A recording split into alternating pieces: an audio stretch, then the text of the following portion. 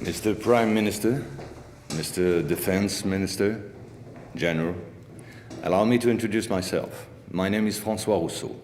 I'm in charge of an informal research group, which does not appear in your organization charts. Our president, to whom I personally and exclusively refer, thought it useful, if not necessary, that I clarify for you a certain number of issues. You think that as initiates you're better informed than most people. Allow me to doubt it. At this very moment, things are taking place. They are somehow serious enough for the informations and documents that I kept for you be revealed to you now. In a word, a manipulative operation unparalleled to this day on a planetary scale is being implemented and will be the final subject of my talk. As regards our era, everything in reality started just before World War II. Hitler had broken certain taboos, such as taking recourse to occultism and secret societies. The Ahnenerbe, a Nazi organization assigned with, among other things, archaeological and anthropological research, found this during an expedition to Afghanistan. This flying object is called Vimana, or Astra, by the Hindus. Moreover, during exploration of the subsoil by the Russians and Chinese in 1927, traces of a very ancient nuclear explosion were detected. Certain sedimentary layers had been atomically vitrified 50,000 years ago. The very same phenomenon can be observed around today's nuclear test sites. One must understand that Hitler, thanks to these discoveries, which he took highly seriously, was going to open a Pandora's box which no government, whether friend or enemy, wished to close afterward.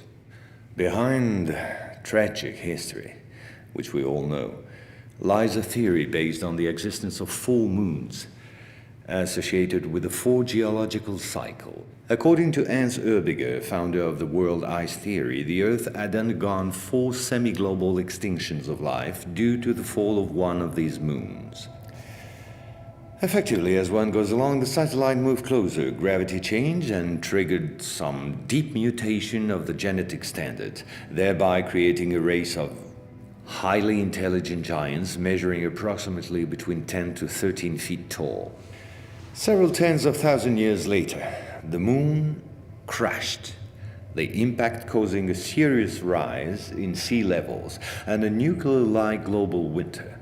This race of giants was to disappear due to a terrestrial gravity which had grown too powerful and incapacitating for their unusual size. Hitler was initiated to these doctrines, and contacts with Tibet in particular were frequent. The Nazis sought contact with the survivors of ancient civilizations, holders of ancient technologies like the previously described Vimanas. One of these civilizations spread out over the entire planet more than 600 pyramids made of stone, earth, and even iron. These pyramids are almost all pointed in the same direction, all have the same proportion as number pi, and all situated in magnetotelluric nodes. The oldest are in Asia. 2 of them are submerged, one south of Japan at Okinawa, another south of Cuba. These 2 were built about 12,000 years ago. I began by this more archaeological reminder for this reason. Our civilization is the 4th of the cycle which I described previously. Yes, I know that might well hurt our pride. We're neither the first nor the last. One must understand that the study and understanding of several recovered prototypes were the absolute priority to ensure Nazis' domination over the skies. The Allies, in parallel, focused on mastering atom and creating the first nuclear bombs. These secret bases were the center of all research supervised by the Nazis. In one of these bases worked Victor Schauberger, father of the Nazis' UFOs. Schauberger headed the Real Society in charge of anti-gravitational research. He died in 1958 in Texas, while working under protection of the United States on the improvement of his own flying saucers, which have since become American. You will quickly understand that 70% of unexplained aerial phenomena are human in origin and in no way extraterrestrial. Once World War II was over and Nazi technology had been systematically plundered by both Americans and Russians, the first challenge was to carry on and even complete the Nazis' research in great secrecy. The program, called Project Rainbow, especially known for the Philadelphia experiment, was the immediate proof. Mathematician von Neumann, who collaborated with Albert Einstein and Nikola Tesla on behalf of the Navy, succeeded in accidentally teleporting a Cannon-class destroyer escort, the USS Eldridge. These photos, supplied by Morris K. Jessup before his suspicious death, are rare testimonies for this unique experiment. In the same time, the first Indo-Aryan technology prototype trials did not go by unnoticed. The military had come up with a more efficient parade than secrecy. At about the same period, Kenneth Arnold, US Air Force pilot and CIA agent, launched the greatest operation in manipulation ever concerning the existence of UFOs. Making people believe they didn't exist was not the right solution and clearly insufficient. Discrediting enemies and frightening the population by systematic misinformation proved far more efficient. UFOs and parahuman belong henceforth to the movies, television, and collective paranoia, and not to the realm of scientists, as it should have been the case. In May 1947, the American Secret Services discovered the existence of an ancient terrestrial UFO secretly recovered by the Russians, which had crashed into the Altai Mountains along their border with Mongolia. Tension between the two blocs immediately rose a serious notch. The discovery was spectacular, and so not to lose face, the Pentagon, in tandem with the CIA, decided to tell lies and imagine a huge bluff to convince both the Russians and the world at large that they too recovered a UFO in Roswell in July 1947. Of course, it wasn't true, but the bluff worked all the same. In February 1949, just after the so-called Roswell incident, a UFO was photographed and filmed in Antarctica. It was the first photo of this type of a cigar-shaped object. Other appearances were then to follow in one another by cyclic waves. At the same moment, the Apollo program, headed by Werner von Braun, was in full swing, and Dr. Braun in no way favorably welcomed the demand for paranormal experiments, which nevertheless took place during certain Apollo missions. This is the last known experiment on psychic and telepathic amplification, as well as detection of positron particles emitted by the yogi towards the Apollo capsule. But these tests were all eclipsed by the systematic appearance of unidentified objects around orbital flights and the discovery of traces of civilization on the moon.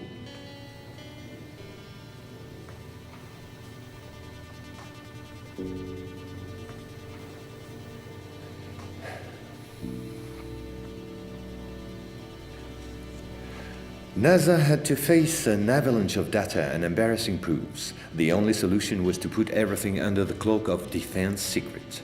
In 1971, the Jason Directive set up a special retouching service whose purpose was to erase all signs of civilizations or ruins on the moon, especially in those photos intended for the general public and the press.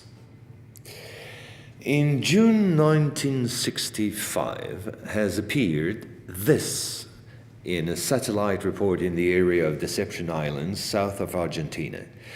The Russians tried to sabotage the refloating operation in vain, despite the violence of the confrontation.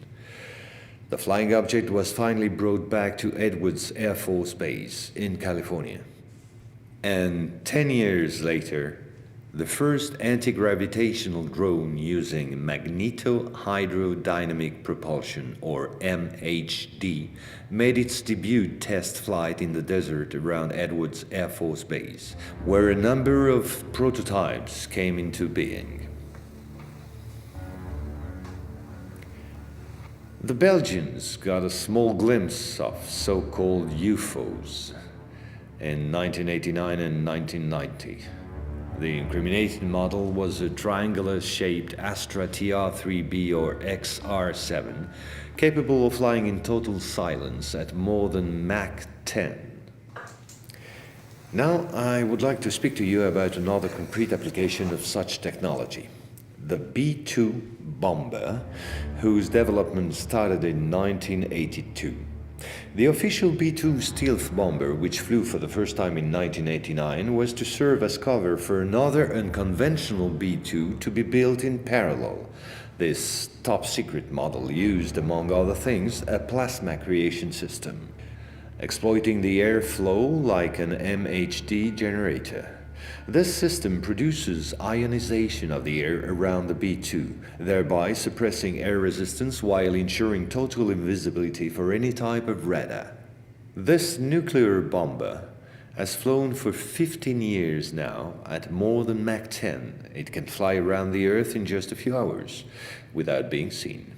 Naturally, such military research was to give rise to many commercial spin-offs. Over the last 10 years, we've seen the appearance of dozens of non-lethal armaments like E-bombs or electromagnetic bombs, as well as, of course, microwave weapons and powerful lasers.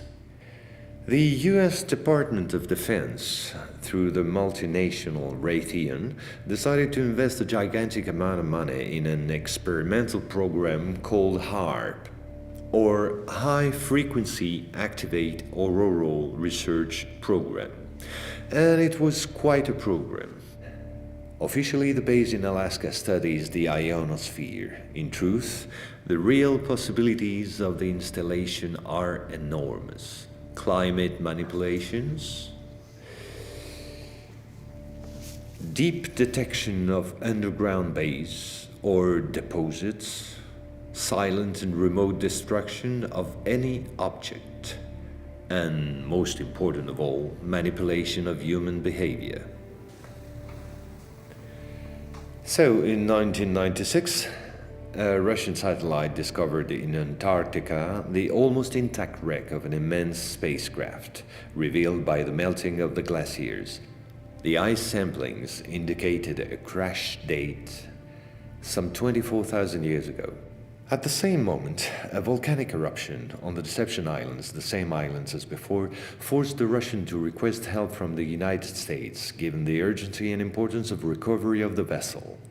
In the end, they suddenly dropped it all and evacuated the zone in panic. The device was finally destroyed by the Russians, extremely upset by the situation, which was no longer working to their advantage. No country will have such opportunity again. And this foolish action, as bad losers on the part of the Russians, was only to reinforce the position of the Americans as regards extraterrestrials.